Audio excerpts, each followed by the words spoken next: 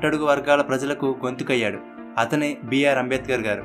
భారత రాజ్యాంగ నిర్మాత, బడుగు బలహీన వర్గాల ఆశాజ్యోతి, ఆర్థిక నిపుణుడు, దళితోద్ధారకుడు, మహామేధావి, బహుముఖ ప్రజ్ఞాశాలి.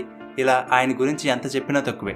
చిన్న వయసు నుండి ఆయన ఎదుర్కొన్న అవమానాలు ఏమిటి, దేశ తలరాతతో సమానమైన రాజ్యాంగాన్ని రాసే స్థాయికి ఎలా చేరుకున్నారు, ముట్టుకోవడానికి కూడా వీలులేదన్న వ్యక్తి దేవుడిలా కొలిచే స్థాయికి ఎలా ఎదిగారు, ఇలా ఎంతో స్ఫూర్తిని కలిగించే అంబేద్కర్ గారి జీవిత చరిత్రను ఈ వీడియోలో తెలుసుకుందాం.